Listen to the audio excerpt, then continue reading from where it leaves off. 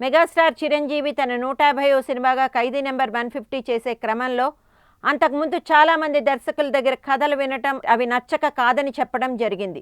ఇక వారిలో పూరి కూడా ఉన్నాడు. పూరి జగన్నాథ్ చిరు కోసం ఆటో జానీ కథ రాసుకున్నాడు. కథ మొత్తం విన్న చిరంజీవి ఫస్ట్ హాఫ్ వరకు ఓకే అని సెకండ్ హాఫ్ మార్చుకు రమ్మని చెప్పాడని తెలిసిందే.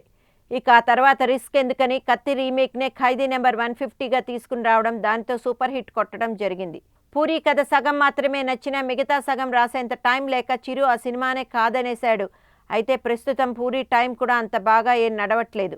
ఇజం ఫ్లాప్తో పూరి మరీ వెనక్కి వెళ్ళాడు. ఇలాంటి టైంలో కూడా పూరి చెప్పిన కథకి ఇంప్రెస్ అవడంతో బాలయ్య సినిమా కన్ఫర్మ్ చేశాడు. 100వ సినిమా శాతకర్ణిగా సంచలన విజయం అందుకున్న బాలకృష్ణ 101వ సినిమాగా పూరితో సినిమా చేస్తున్నాడు. పూరి ఎంపికపై బాలయ్య గట్స్కు మెచ్చుకుంటున్నా ఇదో రకంగా మెగాస్టార్కి పెద్ద పంచి పడ్డట్టే అని తెలుస్తోంది.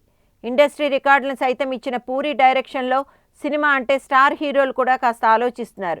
అందుకే బాలయ్య ఇచ్చిన అవకాశాన్ని అన్ని విధాలుగా వాడుకొని సూపర్ హిట్ కొట్టేందుకు విశ్వ ప్రయత్నాలు చేస్తున్నాడు పూరి.